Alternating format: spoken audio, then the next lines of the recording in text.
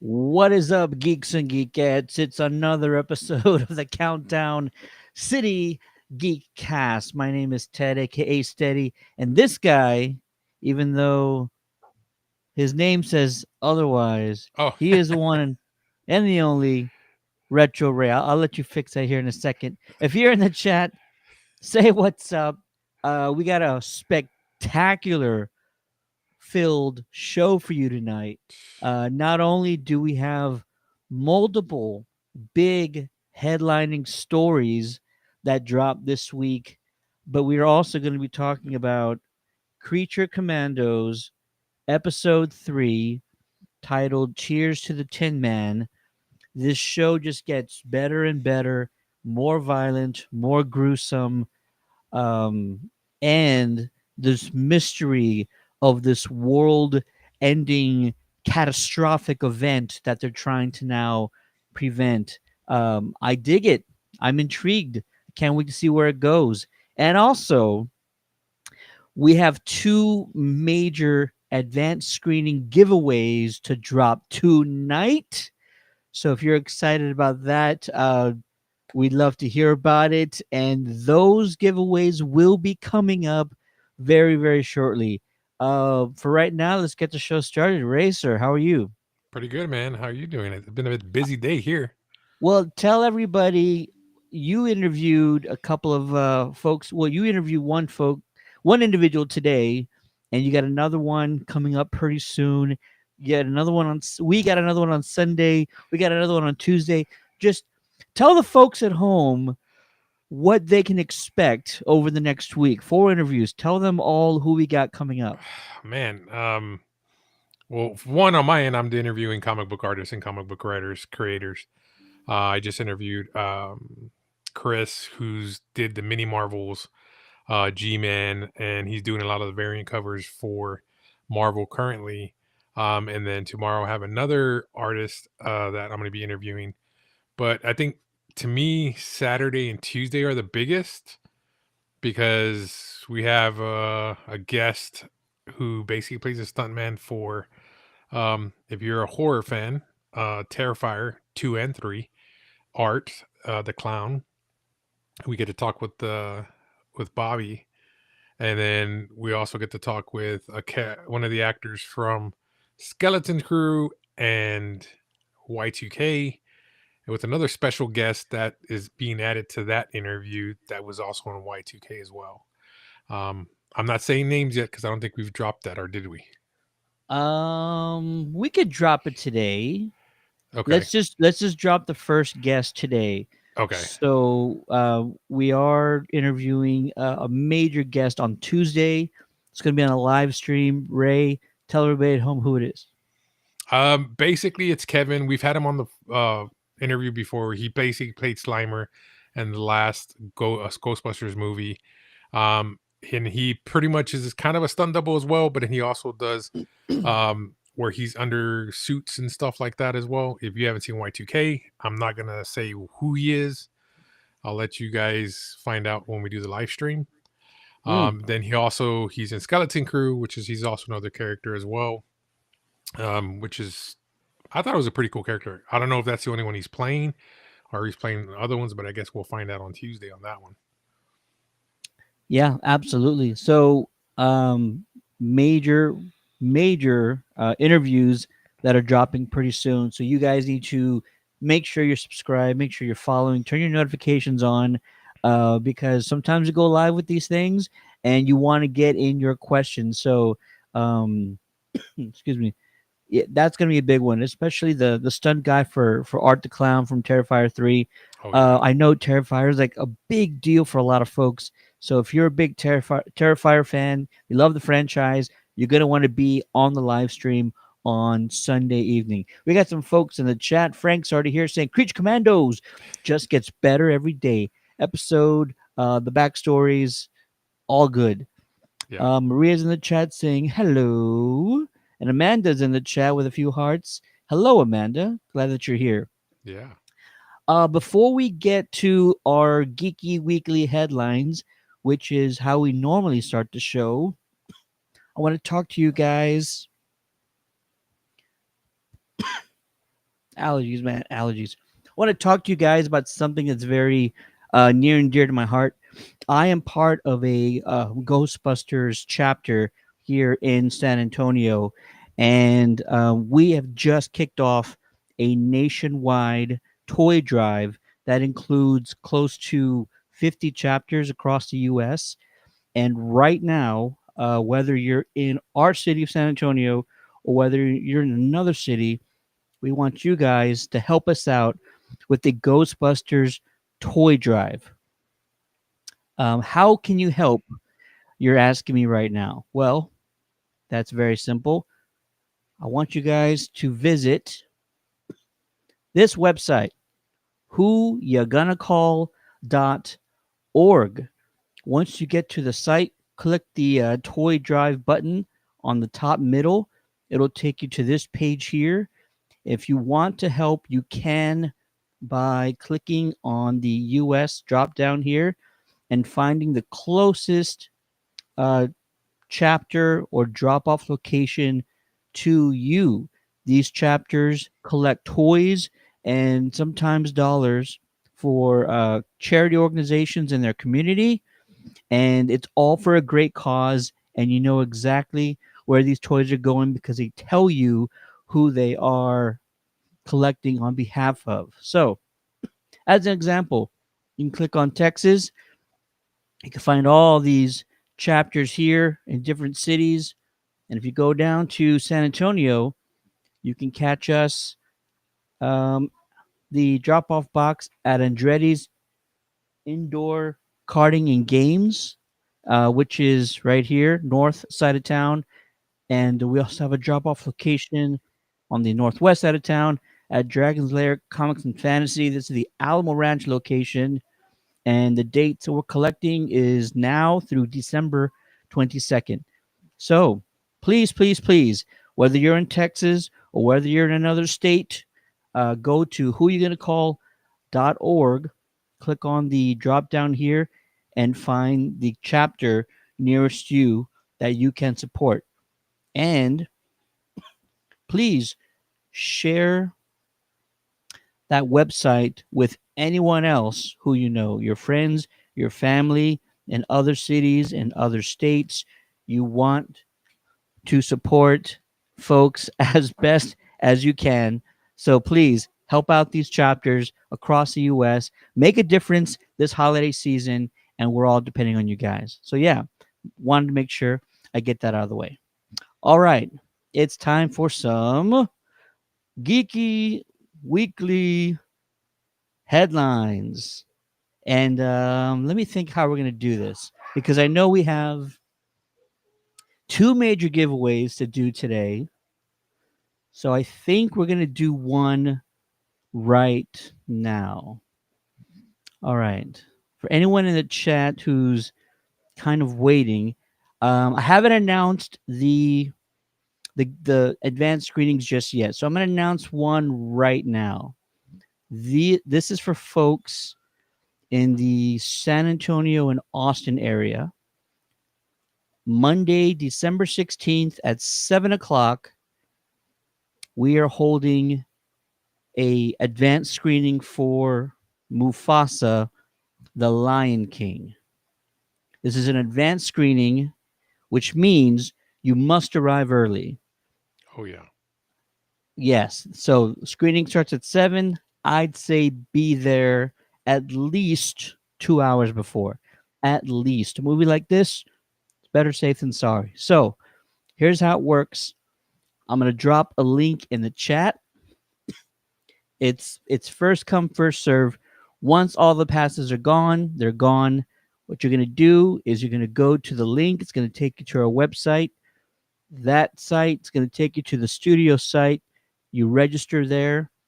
They email you the passes, and then again, come Monday, December 16th, show up early to the location, at least 2 hours, and enjoy. It's absolutely free, but it is first come, first serve. So you're gonna want to be there as soon as possible. Again, for right now, this giveaway is for Austin and San Antonio. Our second giveaway will be later in the show. That will include more cities in Texas with a different movie. But for Mufasa fans, your opportunity to check out the movie is now in the chat. And if the link doesn't work, you can also go to our website at www.countdowncitygeeks.com and look for the Mufasa contest. Awesome. Okay, back to our regularly scheduled program. Geeky Weekly Headlines. Where'd it go? Where'd it go? Where'd it go? There it is. The first topic of conversation, I'm sure all you guys saw this stuff. So we're going to be kind of talking about a few of the things that came up earlier in the week.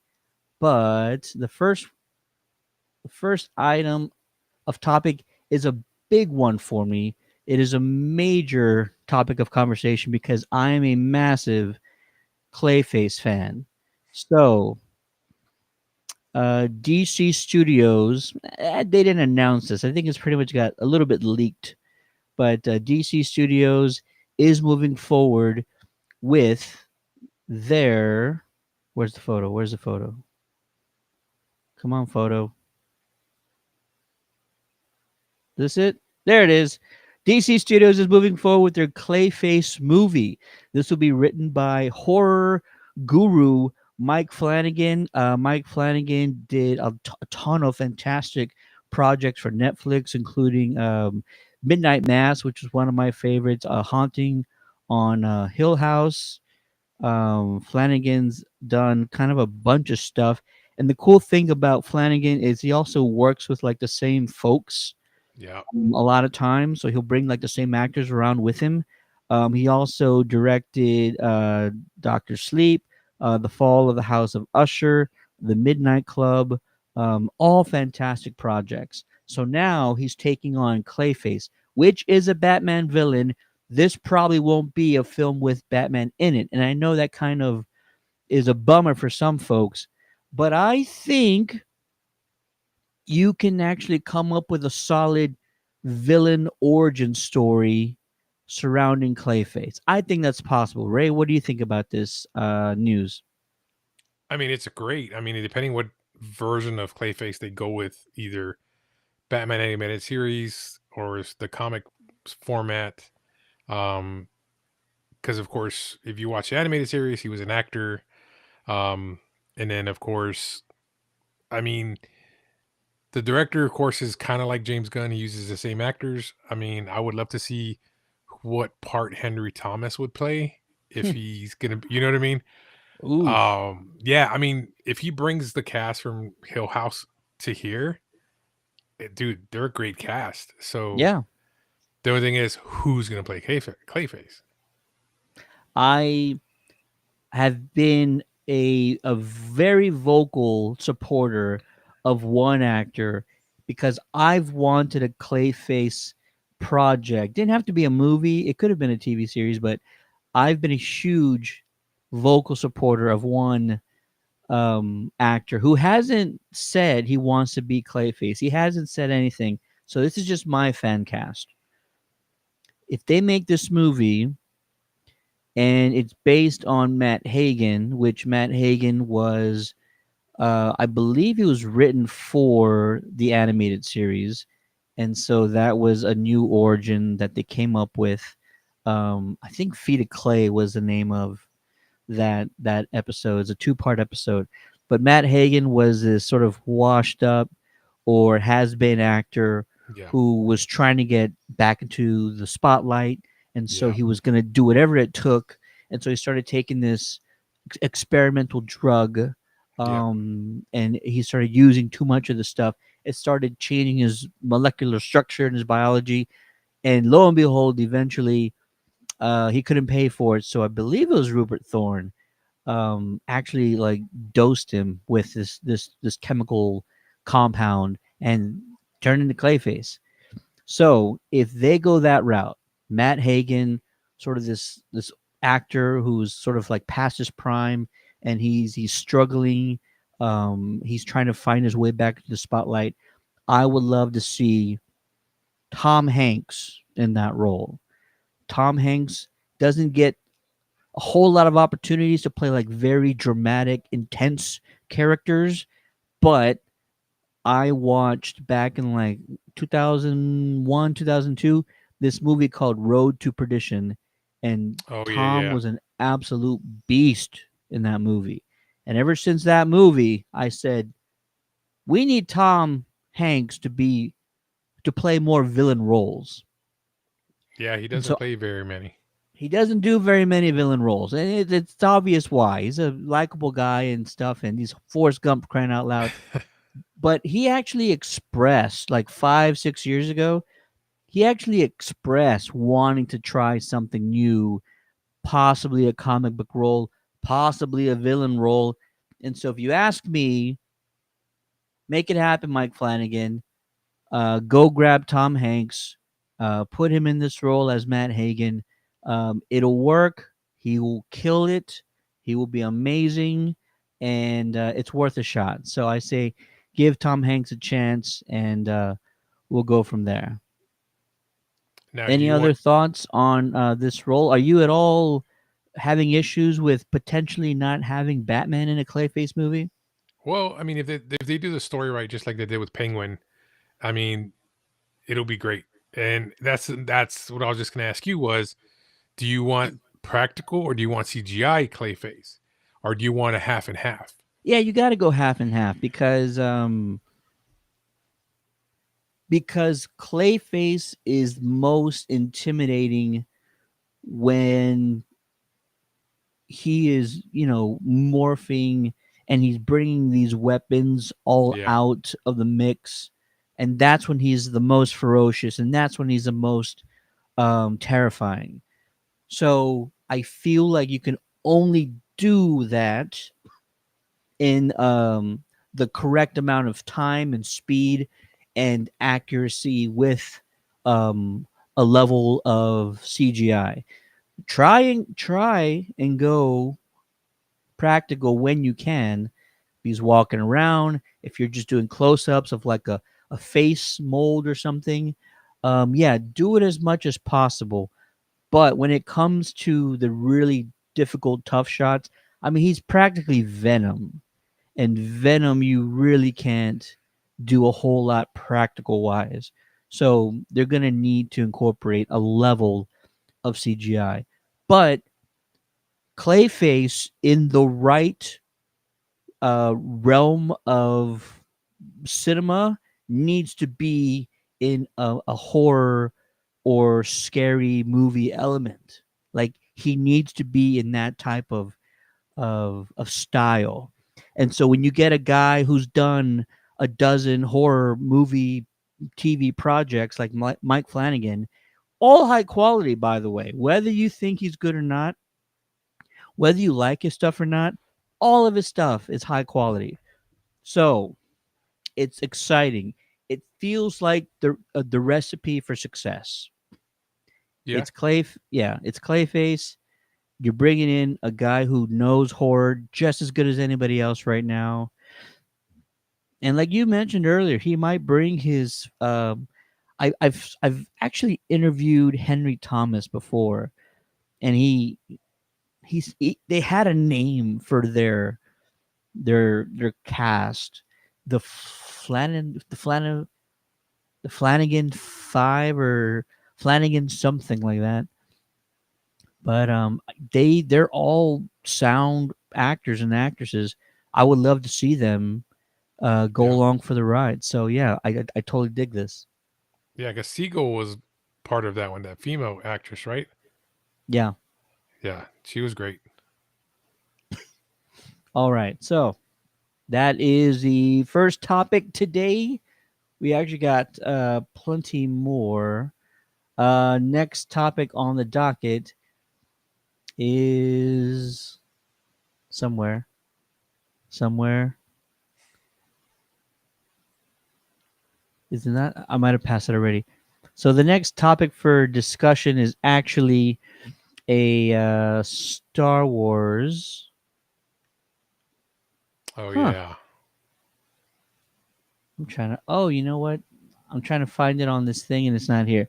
The next topic for discussion is actually in the Star Wars space, and what it is. I'm actually gonna try and pull it up on my phone now.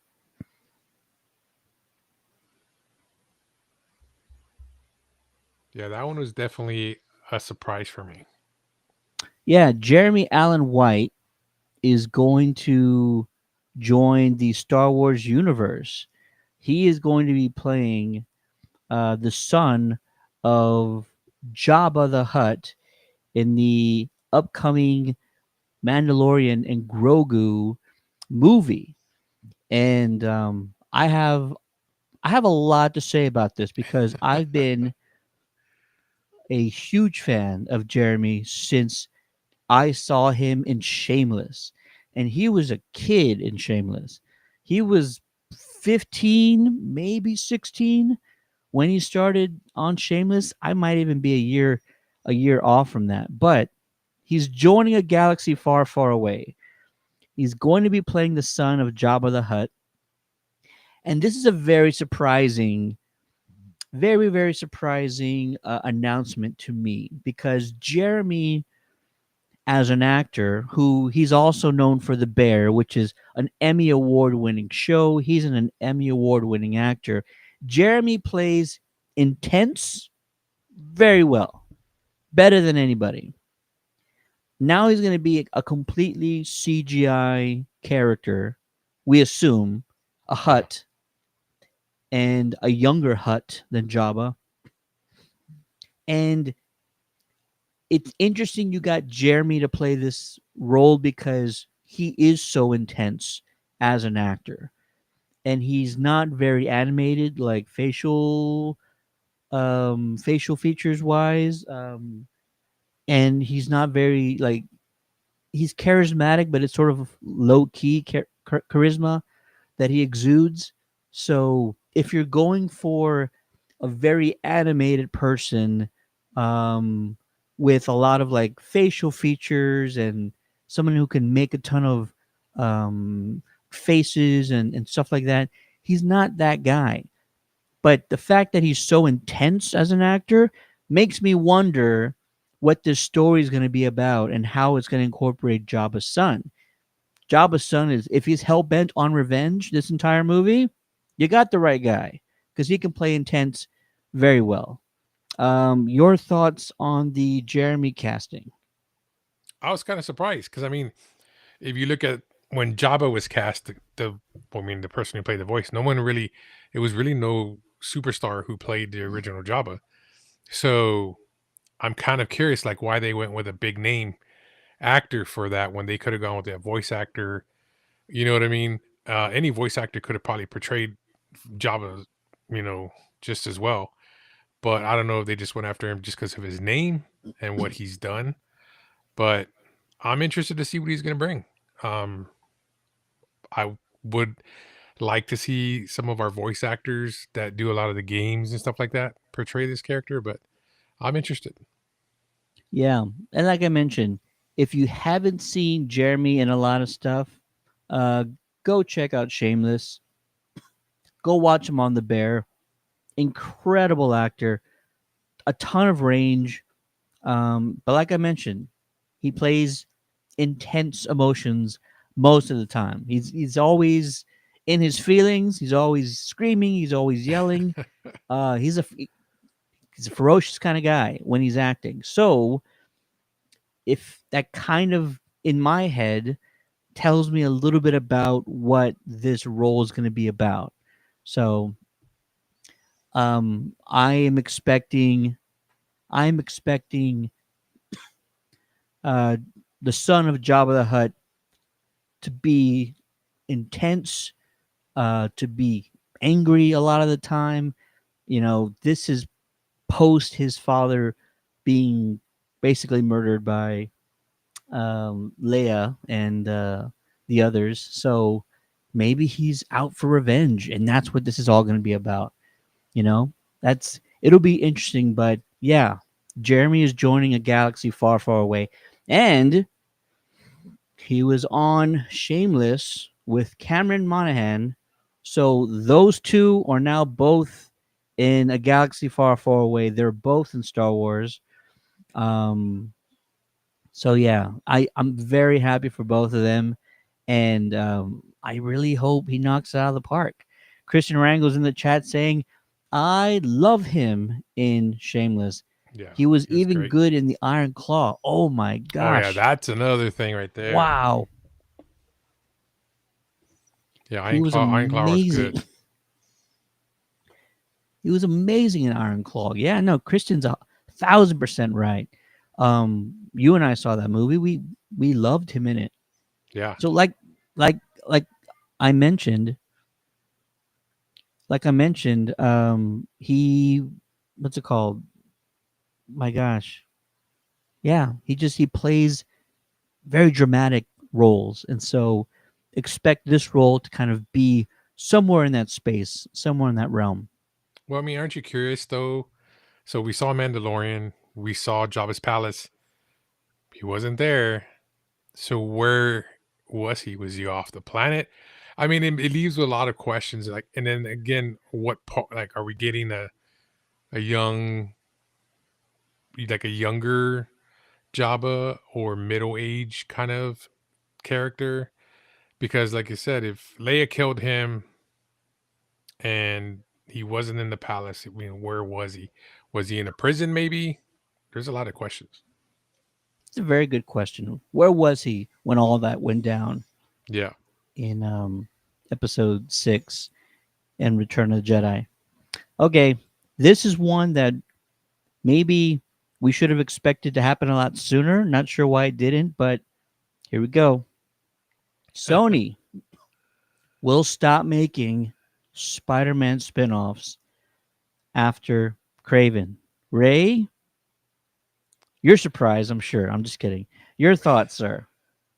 No, it's, and I understand why they're doing these movies and the spin-offs. It's just to keep the rights so they can keep Spider-Man, and as long as they're making movies within that window of the 5 years, as long as it's a spin-off, as long as it's some type of Spider-Man genre, they keep the rights.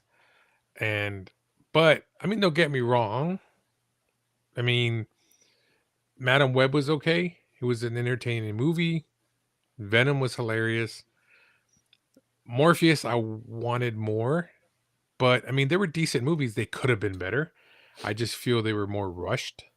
because they're trying to rush it out to be within that, releasing time.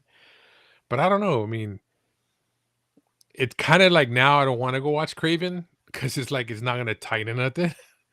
You know what I mean? But I don't know. What are your thoughts on it? I expected this a long time ago. Um, this all started with Venom, I Yeah. believe. You bring a guy like Tom Hardy in. Venom is arguably one of the biggest known Spider-Man villains out there, if not the biggest well-known Spider-Man villain out there. And I really wanted to love any of those films, but the story for those movies, the story for Morbius, the story for Madam Web, nothing is up to par. And that's me really, really wanting to like any of these films. The first Venom is passable. The second one is insulting. The third one definitely felt rushed. Yeah. Morbius's story is convoluted. Madam Web, they never tried to make a story out of that movie. You can't follow it. Even if you put it on slow motion, there's just no point in trying to follow that story and make sense of anything they're doing. It's just bonkers. High schoolers could make a more coherent story than they did with Madam Web. And I'm with you. Like, what's that gonna say about Craven, which is already getting mixed reviews? Yeah. I don't know how you fumble this bad with making any of these films. I mean, I know they figured this out only like a few years ago, but you had guys like Tobey Maguire and Andrew Garfield who came back and reignited the love of the Spider-Man fan base. So I'm not saying it's like the easiest thing to do to just bring maybe those guys back or one of those guys back and start making side movies with two Spider-Men. But man, it's just these movies have not been good. They've not been worthy. They've not. It's so bizarre how bad some of the elements of these movies have been. It really is. And I'm a big Tom Hardy fan. I love most of Tom's movies, and I just could not get engaged with the the last two, Carnage and this last one that came out.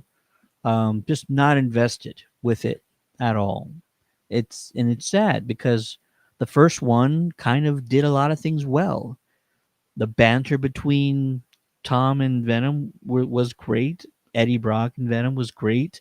It's funny. It's entertaining for the most part. But yeah, the rest of these movies, no idea. And you got really good actors. Matt Smith, Jared Leto, like these guys are like Oscar worthy actors, and you can't give them a script like worthy of their talent. It's really sad. I really Um, feel for Leto because he got Morpheus role, the Joker role, and both really kind of bombed.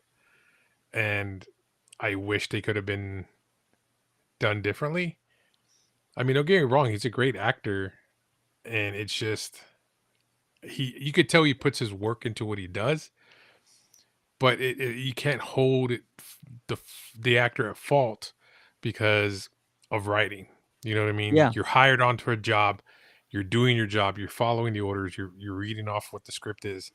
So you kind of have to do your job because you already got that paycheck. You know what I mean? yeah, So there was potential there. That's all I can say, and it didn't follow through. I agree. Kristen in the chat says the first Venom was for sure the best out of them, 100%. But that's not saying much because they are horrible. I don't blame Tom Hardy for wanting out. Yeah, and I think even like Tom really tried his best to put out something coherent for that last one. He sort of helped take the reins a little bit. I think writing the story, he might have got a writing credit on that last one. I mean, he really tried his best to kind of, but I'm sure they were rushed. I'm Yeah. sure the budget wasn't there. There's probably a number of reasons why, but yeah, just wild. Like these, I know that people always talk about like, oh, this Marvel movie is the worst ever, and oh, this DC movie is the worst ever. Like, no, these are like the worst that we've gotten in a while. And over the last 20 years, you got other movies like Jonah Hex and Elektra, like those, Catwoman with Holly Berry, those were like the bottom of the barrel movies. But like these are pretty close. Like these are actually really close to some of those really all-time bad comic book movies. And it's it's sad. It's not. I want these to be good. I want them to be somewhat successful, but they're just not even coherent. They're really not.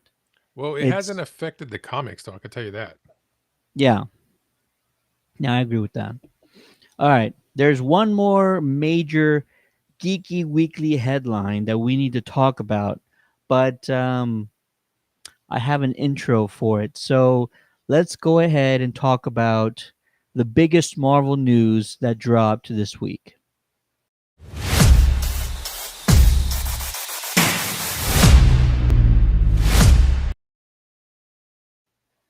The biggest Marvel news that dropped this week was, of course, the fact that Cap himself, aka Chris Evans, is making his way back to the MCU. That's right, folks. You heard it right.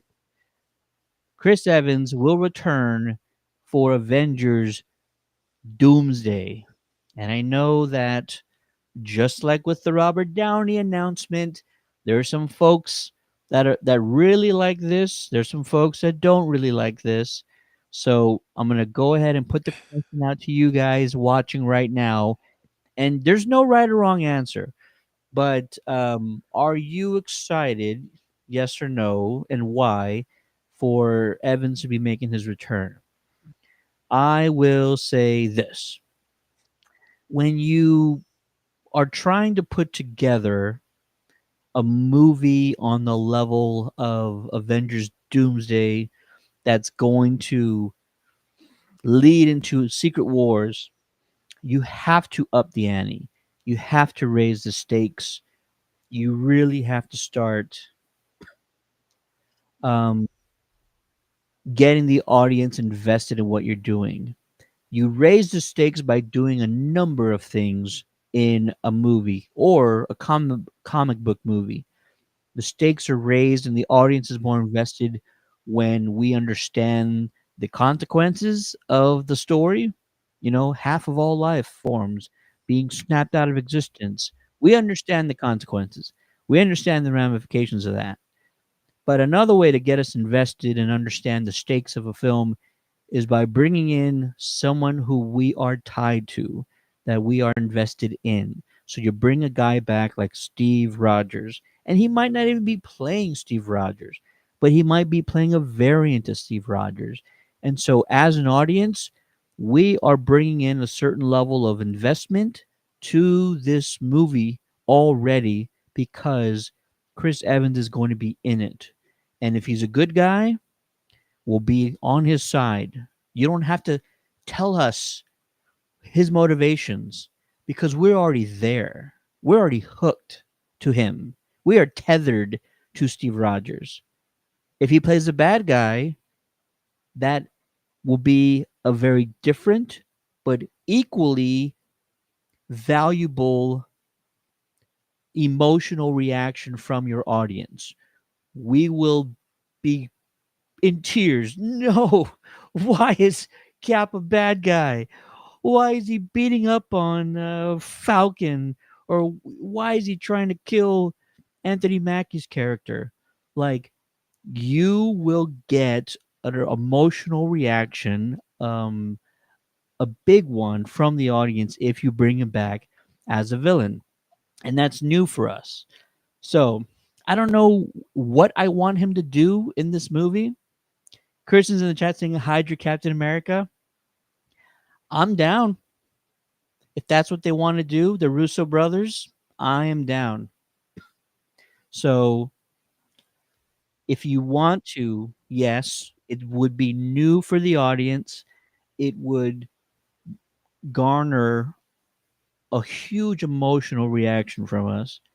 And that's what Marvel is wanting to get back to, getting an emotional investment from moviegoers, because that's what they got in the past. And we haven't been investing in these characters for a while now. Um, for a variety of reasons. I don't know. Your thoughts, Ray, on Evans coming back? Well, yes, he's always been the good guy. You know, to see him, if you've watched was it Seven Knives Out or whatever? He played an awesome villain in that film, and to see him play, yes, Hydra Cap, I think would be awesome. I mean, Disney is smart because if I'm pretty sure everybody who's here went and watched Deadpool Wolverine. I don't know about you guys. In the theater I was in, pretty much the reactions of fans when they saw pretty much Chris Evans at the time, they thought he was Cap, and then it wasn't Cap. People were freaking excited. You could hear the theater guests like, that kind of thing, and then yell, when he did Flame On, so it's money. It's Robert Downey Jr., same preference. I think he can pull off Hydra Cap well, very, very well. Um, so yeah, I'm 100% down. The girls who love Cap are gonna love this. Like Cap's, phrase, "I can do this all day." Hey, yeah, I'm down with it. Yeah, I think that they are on to something. And for those who were kind of like, why do you have to bring back Robert Downey? Why do you have to bring back Cap? Can't you do anything without them? It's like they could, but we're already so invested in these actors that it actually raises the stakes and the experience because they're in it already. And you can't replicate that with anybody else. You can't bring in a new actor, like fresh new face, and get that same response from an audience going forward. It just won't happen. It's not possible. So this is a way to raise the stakes and to get the emotional response that the Russos are looking for. And I will also say that I don't think the Russos, and I'm going to knock on wood here, I don't think the Russos can make a bad movie. There's just people who can tell an entertaining story. We have friends. We have friends. I have a friend that tells me boring ass stories about nothing, but he makes it sound so comical and entertaining that I could listen to him all day. So the Russos can write the hell out of a story, make a movie anytime they want to. It'll be high quality no matter what it's about. So regardless, I'm all in on what they're doing. I'm really excited, and I think they're already showing us that they mean business by not only incorporating Doomsday, but bringing in the two biggest names in the MCU. Kristen's agreeing, saying for sure. Amanda's in the chat with a few cap hearts. There you go. So yeah, we want to hear from you guys. If you haven't given us your opinion yet, let us know what your thoughts are about Chris Evans returning to the MCU. I think I saw a photo not too long ago. Um, they're confirming all the folks that are already in Doomsday.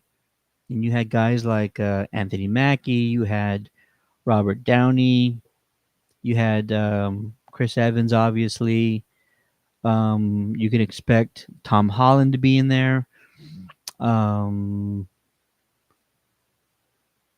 Here you go. Benedict Cumberbatch, of course. Folks from the Thunderbolts and the Fantastic Four. Like, you're already kind of seeing the core of folks that are going to be in Doomsday.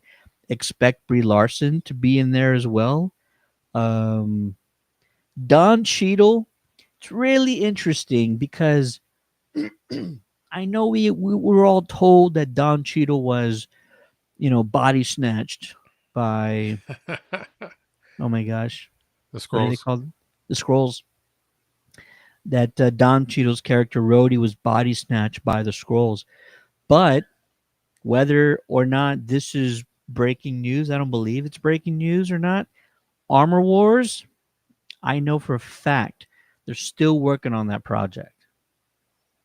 I know it. I've been told.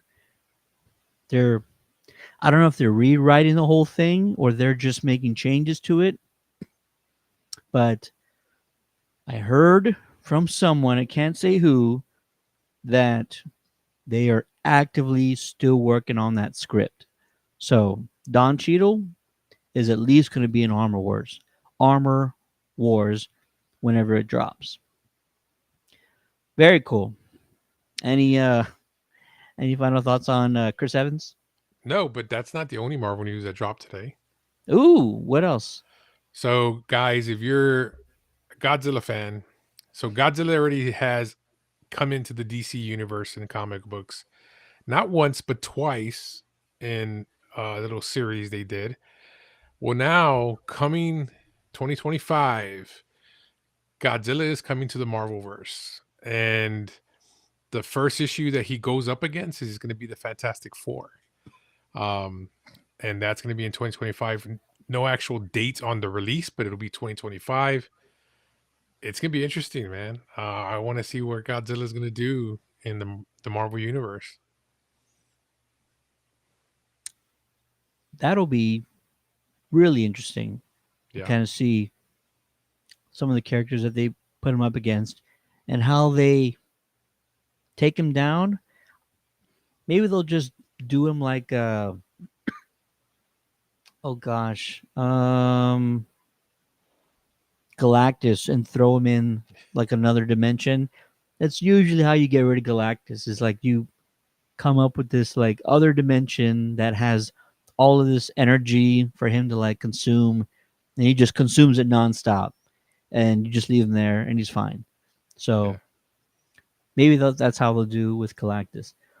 Awesome. All right, those are the geeky weekly headlines, and now coming up is our second advanced screening giveaway of the night. This one's a big one. So if you are looking at obviously you're looking at the screen right now. Look at the subline there. This is for our followers in Austin, in Houston, in Dallas, as well as San Antonio. This is going to be your opportunity to go check out the advanced screening of Sonic the Hedgehog 3 on Tuesday, December 17th. And this is the most important part. The start time for the movie is at 5 p.m., not 7 like we normally do. We normally have our advanced screening start around 7 o'clock, but this one is actually going to start at 5 p.m. in the afternoon. So I know that's probably going to be a bummer for some folks, but that's just what the studio wants to do. So don't blame us. Blame Sonic the Hedgehog. All right. Here's how it works again. And this is a really cool poster. I love what they're doing with the posters. They're making posters themed from like holiday classics. So Sonic 3 and this is the Home Alone little version that they're doing. The Sonic 3 Texas Advanced Screening giveaway is happening right now. I'm going to drop a link in the chat. Depending on what city you're in, click that link, register on the studio site, and then you will be emailed your passes. Once again, screening takes place Tuesday, December 17th at 5 p.m. And I always say show up at least 2 hours early. So do the math and do your best to be there early so you can make it. Cash in Awesome, that PTO. right? Yeah. You got to get those kids out of school a little bit earlier. I mean, you just got to. That's what it's going to take. So good luck to you all. Again, these are limited. Once they're gone, they are gone. And this is actually the second round of Sonic the Hedgehog 3 giveaways that we're doing. So this will almost certain be the last time we give out any event screenings because it's so close. What if M's in chat saying it's okay? We love the posters too. Absolutely. Very cool. So congrats to anyone who wins those passes. Again, I cannot reiterate it and say it enough. The screening is first come, first serve. Seating is limited. Get there super early because I'm glad you guys win the tickets, but I do not want you guys to be turned away at the door. So get there as early as you can. The earlier, the better. All right. Last topic of the night, and it's a big one. We're talking about episode 3 of Creature Commandos. Cheers to the Tin Man. And Ray, let's start off with you, man. Give us your initial thoughts about episode 3. Okay, first of all, I love what James Gunn's doing. Um, of course, if you didn't know, there's a podcast that you can listen to too, that DC talks about stuff. Um, but they introduce basically he says anything that we see in this, Creatures Commandos is canon. So it was cool to see that we got Sergeant Rock. So now we know Sergeant Rock is canon. Um, and we're getting introduced to other characters. I love what he's doing. Um, Now I can't talk spoilers because I'm not talking what happens at the end. Because I don't know, are we doing that? Or are we just talking about what we thought about it? We'll do spoilers towards the end, yeah. Okay. Well, overall, it was great. Story's great. I love the gore. I love.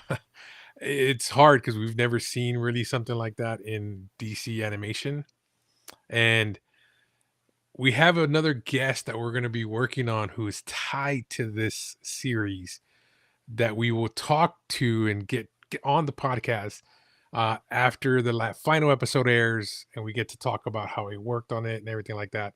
But that's another story. But anyway, what are your thoughts? I'm really digging the story. I keep forgetting like how gory this show is. This one like really did not hold back. No. They just went crazy with it. Um and this is all about GI Robot, Yeah. and it's almost as if he's suffering from like some sort of form of PTSD, Yeah. and Kind of. he's reliving these traumatic sort of events in his life, and yeah, and then we sort of say goodbye to him towards the end of the episode. I'm already spoiling things. I guess we'll just spoil stuff then. And it's sort of it's just it's called Cheers to the Tin Man, and it's a little bit of a send off for him as well. Um, but yeah, it's intense, it's brutal, it's violent, and above all else, I am still very intrigued by what this sort of subplot is that is sort of overarching subplot in the show, because there is more that's going Yes. on than what we're being told. There is some like major cataclysmic event that we're building up towards, You see it in all the trailers at the end of the credits, and we really haven't scratched the surface yet No. on what's really going on. We're led to believe that Cersei is this evil villain and she's doing evil stuff, but we don't know why yet. She has motivations, and those motivations have not been revealed.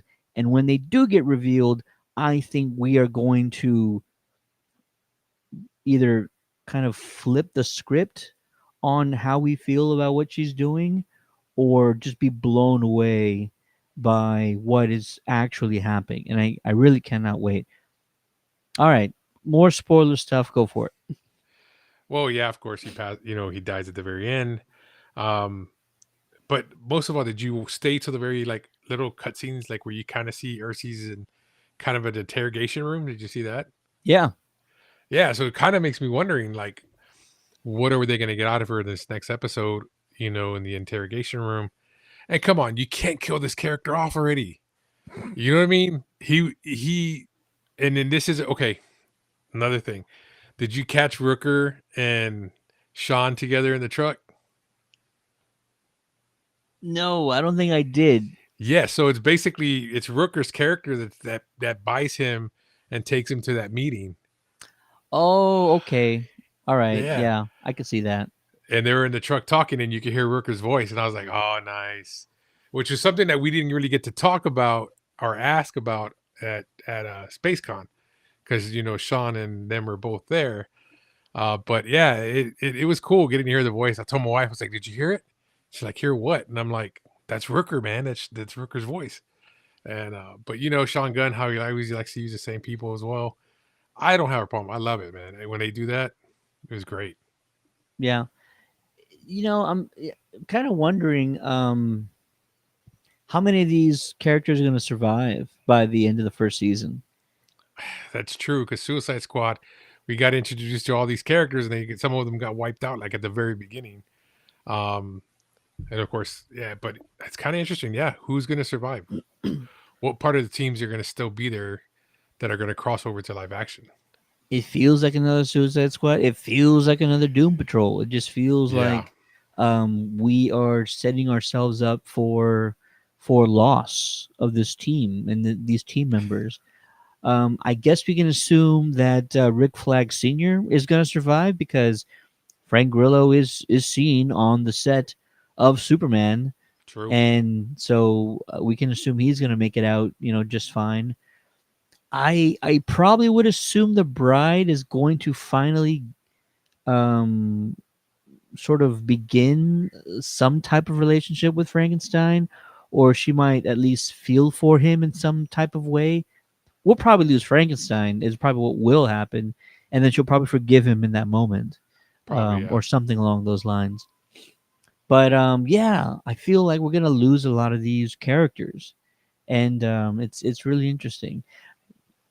This supposedly was in the trailer, so uh, we're also going to see Clayface later on this season, and that's intriguing because now with the announcement of the Clayface movie, will they try and keep this connective tissue going? Will they bring Alan Tudyk along for the ride, who's apparently going to be the one voicing Clayface? And do you have him also voice him in the live action project, or do they get somebody else to do it? Do they get someone to be the actor or the Hagen or the Carlo, someone different, or is that going to be Alan Tudyk as well? Lots of questions that we're not Hmm. going to get answered for quite some time. Ah, in other DC news, some people online were talking about a rumor we were finally going to get the first Superman trailer next week. Yeah. That came from at least two or three sources. Superman trailers dropping the week of the 16th. Everybody got excited. Yeah, finally. James Gunn today said, I don't know where you heard that from. He didn't say all those words, but James Gunn basically said, what are you guys talking about? I've not announced any trailer coming out next week. So I'm gonna play it safe. I'm gonna be conservative about this, and I'm just gonna assume Superman trailer is gonna drop on Super Bowl Sunday. I could see that. Yeah. That's the guarantee. You're gonna have arguably the biggest movie of 2025. The trailer for it drop on Super Bowl Sunday, the biggest televised event of the year. So I think if you folks at home want to join me, let's just pretend it's not coming out next week. Maybe a teaser. Maybe a teaser. 20-second teaser. Something very brief. Although like teasers these days are like close to a minute sometimes. And I'm like, I don't think you guys know what a teaser is. I mean, I do like what Gunn is doing, where he's paying homage to the Christopher Reeve Superman by using similar poster artwork from the original. That I do like. Um, I'm very interested on what and then he has mentioned that, we've already gotten their backstory. We've already gotten, Batman's backstory. We've already gotten, Superman's backstory. We don't need to see that again. So I'm curious to see where we're going to jump in this series. Like, you know what I mean? Like, has he been here on Earth already? And we're just going to kind of get it directly into the action and then kind of get little snippets of, kind of flashback kind of stuff. I don't know. I'm just kind of curious on what James has planned. I also think that I do like what he's doing, and I feel like fans are finally starting to catch on because James has been very sort of holding his cards close to the chest, but also sometimes revealing too much information, telling folks like, "Oh, we're only going to greenlit projects that have a script," and Yeah. then something like Clayface gets revealed, and now fans are assuming the script isn't done yet. James, I thought you said this, this, this. Too much information can be a bad thing when it comes to fandoms. But we don't know the whole story, so he might still be holding true to what he's saying. Um, but I'm going to give him the benefit of the doubt, and that's coming from a fan of the Snyderverse. Yes, I am. I am sorry, but I am. The extended BVS edition is fantastic. The Snyder Cut is great. Man of Steel is great. Wonder Woman is great. Not two, but the first one is great. And I'm still here to tell you, like, I'm going to give Gunn a fair shot. If he puts together a string of blockbuster hits, we got to give him respect. And I talked about the Russo brothers being a high quality duo that puts, high quality movies on a screen. James is also that guy. He arguably came out with the greatest comic book trilogy of all time. The Guardians of the Galaxy is like home run, home run, home run. You know what I mean? Oh yeah, definitely. I mean, he made you care about characters that were no A-list characters in the comic book universe at the time frame. Um, and I feel he's going to do the same thing here. Like, mind you, Peacemaker, I knew nothing about. He wasn't a person I really cared about in the comic world.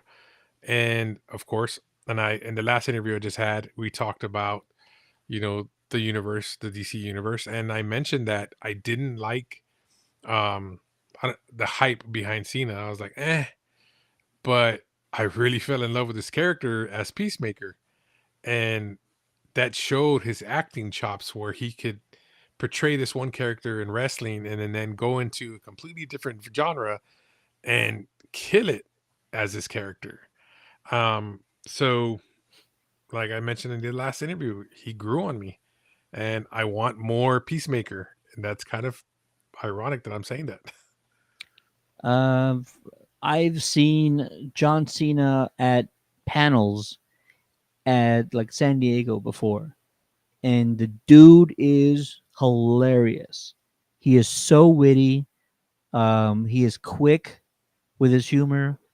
And you're right, he doesn't get a lot of opportunities to sort of flex that funny bone, and this is the role he was born to play. He's Yes. fantastic in it. And yeah, I really can't wait to see what they do with season two. Yeah. If you pay attention to the trailer at the end of episode one of Creature Commandos, Peacemaker is one of the dead bodies lying in this like sort of nightmare apocalyptic vision that Cersei is showing everybody.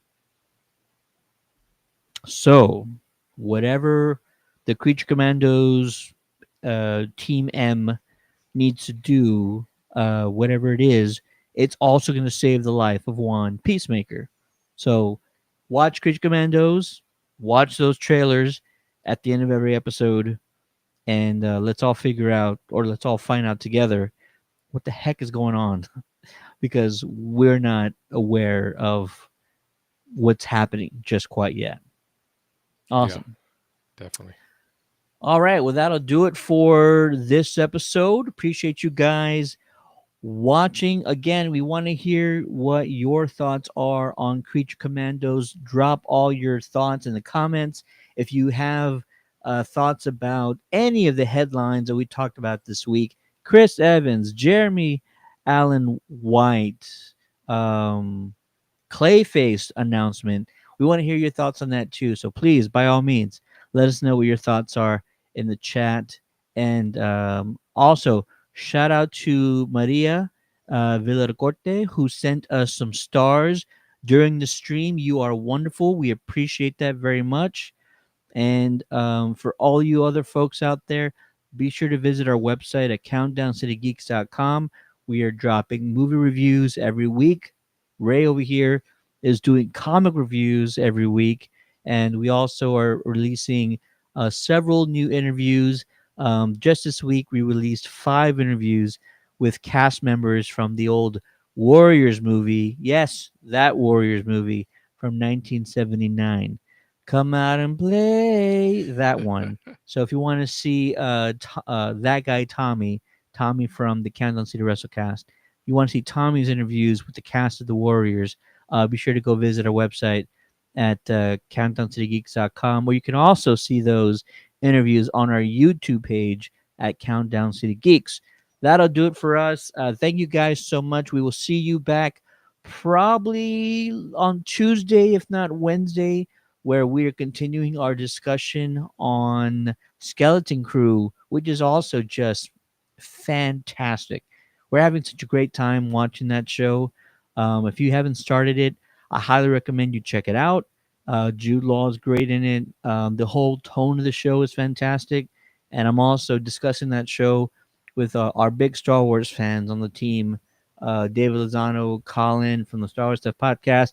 And I'm going to drag Jose on this one too from General Kenobi's bunker because he's got a lot of stuff to say too. So, you folks have a great night. If we do not talk to you again or you do not join us next week, have a very happy holidays. Have a happy new year. And we will see some of you folks next week in person at those advanced screenings. Make sure you stop by, you say hi, and have a great rest of your night. For the Countdown to Geeks, my name is Ted, aka Steady, and joining me on this live stream is one and only Retro Ray.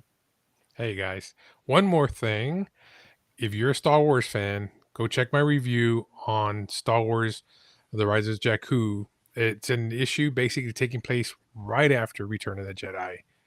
And basically anything that's being printed current is canon. So you're going to want to read this series. It's a 12-issue series. You won't be disappointed.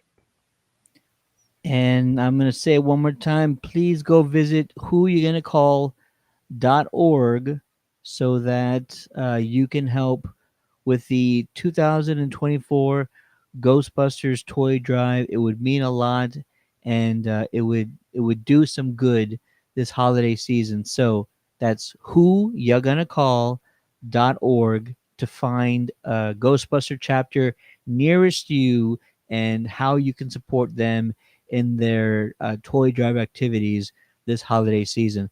Have a great night, folks. We'll see you next time.